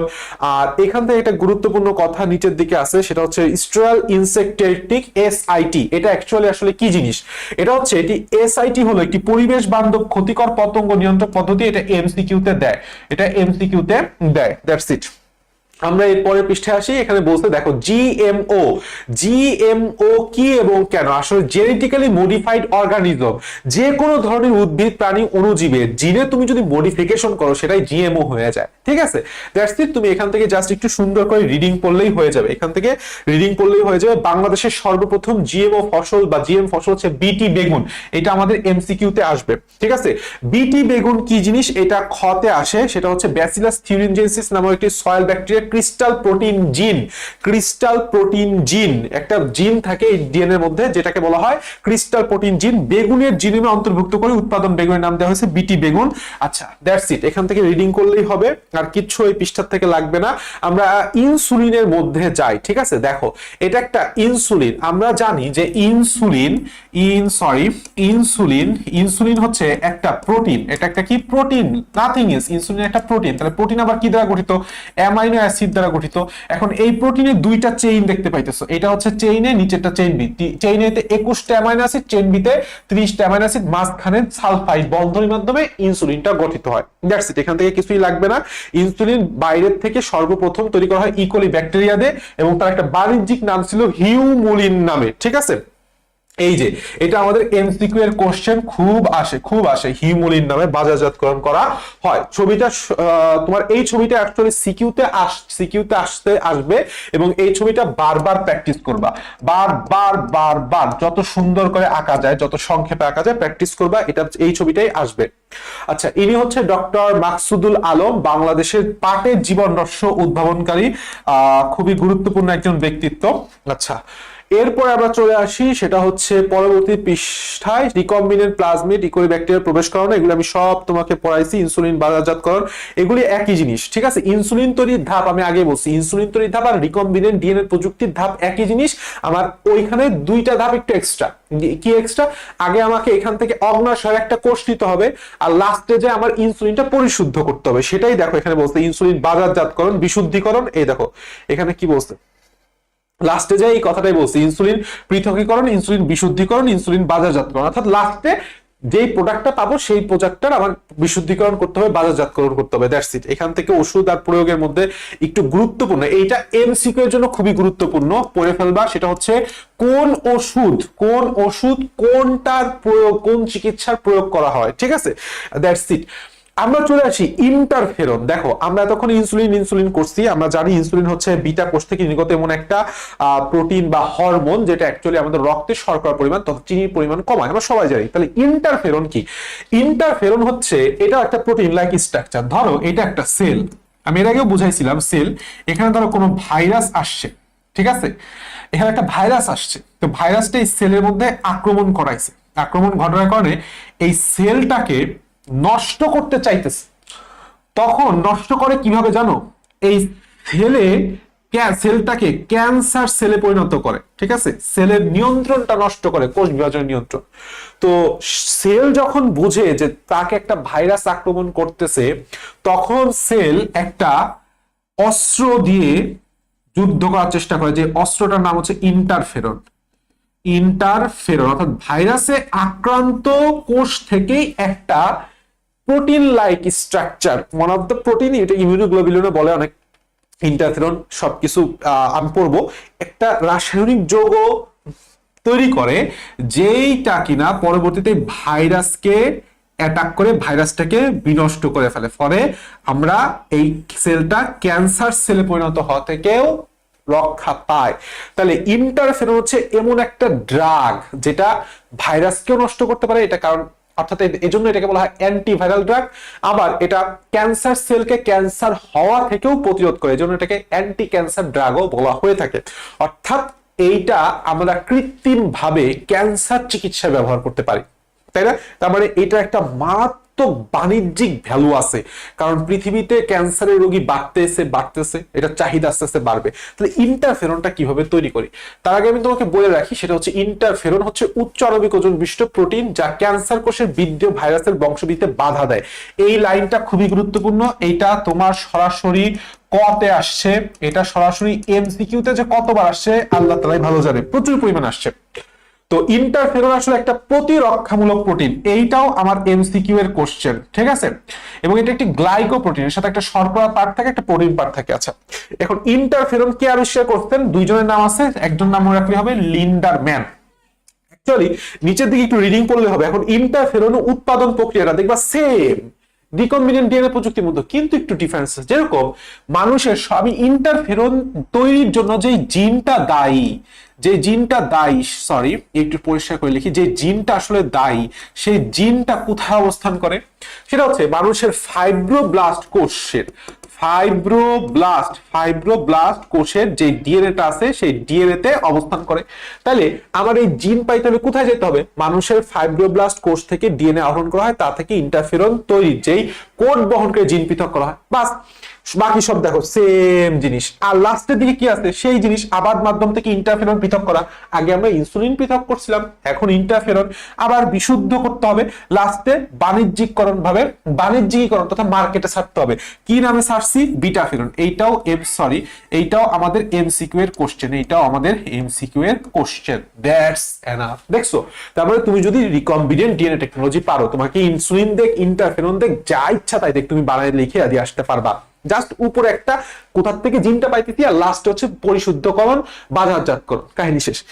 ঠিক একইভাবে টিস্যু প্লাজমিনোজেন অ্যাক্টিভেটর বা টিপিএ, ঠিক আছে, টিপিএ এটা একটা খুবই গুরুত্বপূর্ণ প্রোটিন। অ্যাকচুয়ালি মানুষের রক্ত জমাট বেঁধে স্টক করতে পারে অথবা হার্ট অ্যাটাক হতে পারে, সাথে সাথে জমাট রক্ত গলিয়ে দিতে না পারলে রোগী সুস্থ হয়ে ওঠে।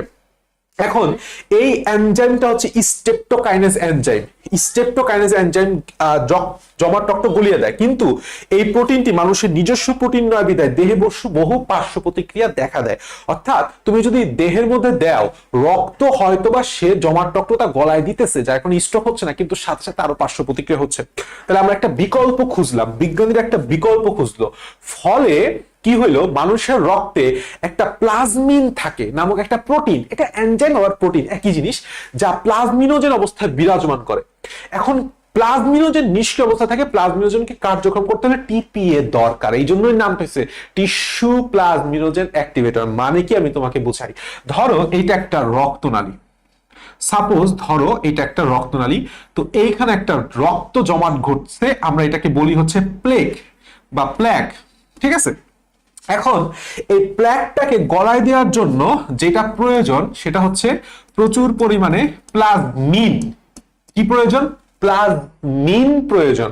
কিন্তু রক্তে প্লাজমিন থাকে না, প্লাজমিনটা ইনঅ্যাক্টিভ অবস্থায় প্লাজমিনোজেন হিসেবে থাকে। এই নীল কালার দিয়ে হচ্ছে আমি বুঝাইছি প্লাজমিনোজেন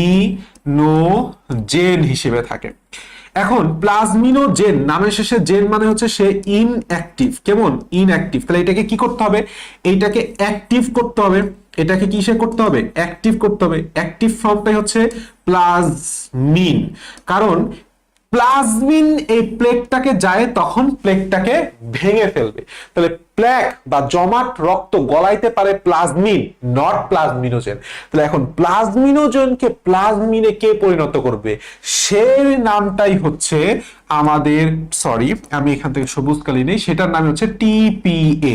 এই টিপিএ প্লাজমিনোজেনকে প্লাজমিনে পরিণত করে, প্লাজমিন রক্ত জমাট গলায় দেয়। ঠিক আছে, এটাই হচ্ছে টিস্যু প্লাজমিনোজেন অ্যাক্টিভেটর। এটা খুবই গুরুত্বপূর্ণ একটা এমসিকিউ কোশ্চেন। সেটা হচ্ছে মস্তিষ্ক বা ধমনীর জমাট রক্ত গলাতে কোনটি সাহায্য করে? খুবই খুবই খুবই গুরুত্বপূর্ণ এমসিকিউ, টিস্যু প্লাজমিনোজেন অ্যাক্টিভেটর বা টিপিএ। এটা খুব সুন্দর করে মুখস্থ করে ফেলাও, টিস্যু প্লাজমিনোজেন অ্যাক্টিভেটর বা টিপিএ। টোটালটা পড়বা, এরিথ্রোপয়েটিন টোটালটা পড়বা। এটা একটা গুরুত্বপূর্ণ এমসিকিউ। কোনটির অভাবে রক্ত শূন্যতায় ভোগে? রোগী রক্ত শূন্যতায় ভোগে ইপিএ, এরিথ্রোপয়েটিনের অভাবে। এরিথ্রোপয়েটিন কিভাবে তৈরি করব? Same process. আচ্ছা, এরপরে আসো, সেটা হচ্ছে আমাদের কি বলছে, জিন থেরাপি। জিন থেরাপি মানে কি? আসলে জিন থেরাপি জিনিসটা বুঝো। আমরা থেরাপি দেই কখন? রোগে আক্রান্ত হইলে, তাই না? তাহলে কোনো জিন যদি ত্রুটিপূর্ণ হয় তাহলে ওই ত্রুটিটা ঠিক করে দেয়াই হচ্ছে জিন থেরাপি। কথা বোঝা গেছে? সেটা এখানে বলছে কোনো নির্দিষ্ট রোগ উৎপাদনের জন্য দায়ী ত্রুটিপূর্ণ জিনকে সঠিক করার পদ্ধতিকে জিন থেরাপি বলে। বাকিটুকু রিডিং করলেই হয়ে যাবে, এখান থেকে আর কিছু লাগবে না। আমরা এই জায়গাগুলো একটু রিডিং দিব। মলিকুলার ফার্মিং বলতে কি বুঝি, বায়ো ফার্মিং বলতে কি বুঝি, এটা ক্ষয়ের জন্য খুবই গুরুত্বপূর্ণ। জাস্ট 2-3টা লাইন আছে, পড়লেই হয়ে যাবে। এখান থেকে আর সেরকম কিচ্ছু আমাদের লাগবে না। আমাদের লাস্টে লাগবে হচ্ছে একটা ওয়ে আছে, কই কই জিনোম সিকোয়েন্সিং। আচ্ছা, এটা একটা ভালো কোশ্চেন। জিনোম সিকোয়েন্সিং বলতে আসলে কি বুঝি? দেখো, বলছে কোন একটি প্রজাতির একটি নিউক্লিয়াসে অবস্থিত ক্রোমোজোমের এক সেটকে বলা হয় জিনোম। তার মানে আমি একটা জিনিস তোমাকে বোঝাই, সেটা হচ্ছে জিনোম মানে কি? জিনোম মানে হচ্ছে জিনের সমষ্টি। কি সমষ্টি? জিনের সমষ্টি। তাহলে অর্থাৎ একটা ক্রোমোজোমে একটা এক সেট ক্রোমোজোম, এক সেট ক্রোমোজোম মানে 23টা ক্রোমোজোম। পিতা থেকে আগত 23টা ক্রোমোজোমকে বলা হয় এক সেট ক্রোমোজোম। মাতা থেকে আগত 23টা ক্রোমোজোমকে বলা হয় এক সেট ক্রোমোজোম। তাহলে আমাদের জিনোমের সংখ্যা কয়টা? 2টা। তাহলে এরকম এক সেট পিতার ক্রোমোজোমের মধ্যে যতগুলা জিন আছে, আবার অনুরূপ ভাবে এক সেট মাতার ক্রোমোজোমের মধ্যে যতগুলা জিন আছে, সব জিনের সমষ্টিকে বলা হয় জিনোম। কথা বোঝা গেছে? এখন এই এখন জিনোম সিকোয়েন্সটা তাহলে কি? দেখো, জিনোম সিকোয়েন্স বলছে, তাহলে এটা খুবই গুরুত্বপূর্ণ একটা এমসিকিউ। মানুষের দেহকোষে কতটি জিনোম আছে? এক জোড়া জিনোম আছে। কত জোড়া? এক জোড়া। এবং এই জিনোমকে মাস্টার ব্লুপ্রিন্ট বলা হয়। এটা বললাম আমাদের বোর্ডেও আসছে, এটা আমাদের মেডিকেলেও আসছে। খুবই গুরুত্বপূর্ণ, খুবই গুরুত্বপূর্ণ। এখন জিনোম সিকোয়েন্সিংটা কি? ডিএনএ এর অনুদৈর্ঘ্যে এটিজিসি বেস থাকে না? এই বেসগুলা কোন অনুক্রমে সজ্জিত থাকে তাই হলো জিনোম সিকোয়েন্স। আর এই সিকোয়েন্সটিকে উদ্ঘাটন করার পদ্ধতিটাকেই বলা হয় জিনোম সিকোয়েন্সিং। আমি তোমাকে বুঝাইতে পারছি? তার মানে আসলে আর কিছু না, যে ধরো আমি জাস্ট এখানে একটা এরকম একটা ডিএনএ আঁকলাম, আমি বুঝতেছি না যে আসলে কোনটায় অ্যাডনিন আছে, কোনটায় থায়ামিন আছে, কোনটার পরে গুয়ানিন আছে। আমি এরকম একটা পদ্ধতি আবিষ্কার করলাম, তখন দেখা গেল যে না, এখানে অ্যাডনিন, তারপরে থায়ামিন, তারপর গুয়ানিন, তারপর সাইটোসিন, তারপর থায়ামিন, তারপর অ্যাডনিন, তারপর থায়ামিন আছে। তাহলে এই যে সিকোয়েন্সটা আমি জানে ফেললাম, এইটাই হচ্ছে জিনোম সিকোয়েন্সিং। কথা বোঝা গেছে? আসলে এইটার মাধ্যমে আমরা জিনের অবস্থান জানতে পারি। ঠিক আছে? দেখা গেছে যে এইখানে এতটুক বড় একটা জিন আছে, এখানে এতটুক বড় একটা জিন আছে, এখানে একটা জিন আছে। দেখা গেছে এটা হচ্ছে আমার চুলের রঙের জন্য দায়ী জিন, এটা হচ্ছে আমার চোখের রঙের জন্য দায়ী জিন, এটা হচ্ছে আমার উচ্চতার জন্য দায়ী জিন, আবার এটা হচ্ছে আমার সাপোজ ধরো গায়ের রঙের জন্য দায়ী জিন। তাহলে এইভাবে কোন জিনের পর কোন জিন একটা ডিএনএ এর ক্রোমোজোম গুলাতে অবস্থান করতেছে, এটাই আমরা হচ্ছে এই এটিজিসি দেখে জানতে পারি। এই জন্যই সংজ্ঞায় বলা হয়েছে ডিএনএ এর অনুক্রমে এটিজিসি এর সজ্জাক্রম জানার পদ্ধতিটাই হচ্ছে জিনোম সিকোয়েন্সিং। আশা করি বুঝতে পারছি। এখান থেকে আসলে সেরকম কিছুই নাই। এখান থেকে একটা ইম্পর্টেন্ট এমসিকিউ আছে, সেটা হচ্ছে এই যে আমরা জিনোম সিকোয়েন্সিং বলে বললাম, এটা প্রবর্তক হচ্ছে স্যানজার। এটা এমসিকিউ লাগে। আর পাটের জীবন রহস্য উন্মোচন করছে ডক্টর মাকসুদুল আলম। এটা তো আমি তোমাকে আগেই বললাম, এটুকু আমরা পড়ে ফেলছি। এখান থেকে কিচ্ছু পড়া লাগবে না, এটুকু পড়া লাগবে না। আমরা পরবর্তী পৃষ্ঠায় আসি। ডিএনএ ফিঙ্গারপ্রিন্ট বলতে আসলে কি বুঝি, এটা বললাম ক্ষয়ের কোশ্চেন, খুবই খুবই খুবই খুবই গুরুত্বপূর্ণ। ডিএনএ ফিঙ্গারপ্রিন্ট, দেখো ডিএনএ ফিঙ্গারপ্রিন্ট কি? প্রত্যেকটা মানুষের ফিঙ্গারপ্রিন্ট, আমি ক্ষয়ের উত্তরই বলতেছি, প্রত্যেকটা মানুষের ফিঙ্গারপ্রিন্ট যেরকম আলাদা, প্রত্যেকটা মানুষের ডিএনএ তে জিনের অবস্থানটাও আলাদা। কি বুঝাইছি? বুঝাইছি হচ্ছে ধরো এটা একজন মানুষের একটা ডিএনএ, ঠিক আছে? ধরতে বলছি, তো এখানে জিনগুলা এইভাবে অবস্থান করতেছে, ঠিক আছে? ধরো এটা হচ্ছে জিন 1, এটা জিন 2, এটা জিন 3।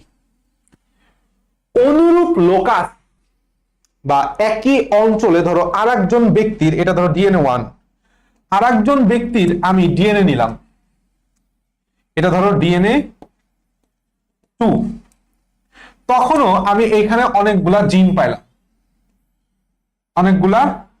পাইলাম, কিন্তু এরা এইভাবে সজ্জিত না। দেখা গেছে এইখানে আমি জিন নাম্বারটা পাইছি, তো এখানে 2 নাম্বারটা পাইছি, তো এখানে দেখা গেছে জিন নাম্বার 11 নাম্বার জিনটা পাইছি। হ্যাঁ, তাহলে এই যে ডিএনএ এর অনুপ্রান্তে এই যে জিনের বিন্যাসটা, কোন জিনের পর কোন জিন অবস্থান করতেছে, এই জানাটাই হচ্ছে ডিএনএ ফিঙ্গারপ্রিন্ট। ঠিক আছে, ডিএনএ ফিঙ্গারপ্রিন্টস বুঝতে হলে প্রথমে ফিঙ্গারপ্রিন্ট সম্পর্কে একটু ধারণা থাকা প্রয়োজন। ফিঙ্গারপ্রিন্টস বলতে মানুষের আঙুলের ছাপ একই রকম হয় না, এটা বুঝতে পারছি। কোন জীবের ডিএনএ কে রেস্ট্রিকশন এনজাইম দিয়ে কর্তন করলে জেল ইলেকট্রোফোরেসিসের মাধ্যমে যে ফটোগ্রাফিক বিন্যাস, আমরা যখন এখানে একটা প্রসেস আছে, এই প্রসেসটার নাম হচ্ছে জেল ইলেকট্রোফোরেসিস। ঠিক আছে, জেল ইলেকট্রোফোরেসিস, বিভিন্ন খুবই কঠিন নাম, তাই না? ফোরেসিস করলে আমাদের এই জিনে একটা ফটোগ্রাফিক বিন্যাস পাই। দেখা গেছে এখানে জিন 1, এখানে এইভাবে জিনগুলা এইভাবে বিন্যস্ত হয়ে যায় জেলের মধ্যে, এইভাবে বিন্যস্ত হয়ে যায়, এইভাবে বিন্যস্ত হয়ে যায়, এইভাবে বিন্যস্ত হয়ে যায়। ঠিক আছে, তো এই যে একটা ফটোগ্রাফিক বিন্যাস পাইলাম, এটাই হচ্ছে তোমার ডিএনএ ফিঙ্গারপ্রিন্ট। তো এনজাইম দিয়ে ফটোগ্রাফিক বিন্যাস বা ছাপ পাওয়া যায়, তাকে ডিএনএ ফিঙ্গারপ্রিন্ট বা ডিএনএ প্রোফাইলিং বলা হয়। প্রত্যেকটা মানুষের ডিএনএ এর এরকম ফটোগ্রাফিক ফিল্ম আলাদা, যেহেতু একটা মানুষের ফিঙ্গারপ্রিন্ট আলাদা, সেহেতু সেখান থেকে নামটা আসছে। ডিএনএ এরও ফটোগ্রাফিক ফিল্মটা আলাদা, অর্থাৎ ডিএনএ ফিঙ্গারপ্রিন্টস, দ্যাটস ইট, আর কিছু না, এটুকু বুঝলেই হবে।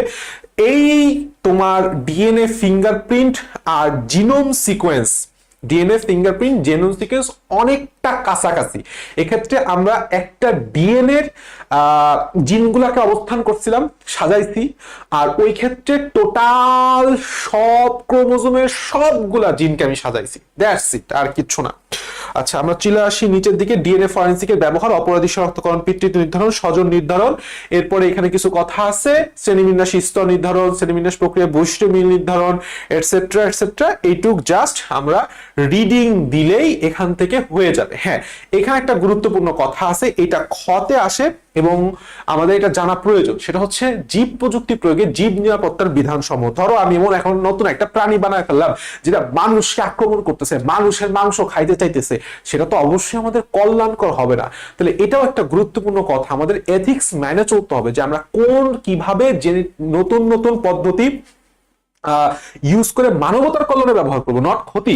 সেই জিনিসটা এখানে বলা হয়েছে, সুন্দরভাবে পড়লেই হবে। লাস্ট একটা লেখা আছে, যে বিষয়ের মাধ্যমে গবেষণালব্ধ বিভিন্ন সংক্রামক জিএমওস এর ক্ষতিকর প্রভাব থেকে মানুষের স্বাস্থ্য পরিবেশকে সংরক্ষিত করা হয়, তাকে জীব নিরাপত্তা বলা হয়। দ্যাটস ইট, এখান থেকে আর কিচ্ছু লাগবে না। টোটাল অধ্যায়টা আমি তোমাকে পড়াই দিছি, একটু রিডিং দিলেই এখন তোমরা একদম সুন্দরভাবে বুঝতে পারবা। আশা করি এই অধ্যায়টা তোমাদের কাছে খুবই ইজি, আগের থেকেই লাগতো, আমি একটু আরো ইজি করে রিভিশন দেওয়ার চেষ্টা করছি। Best of luck.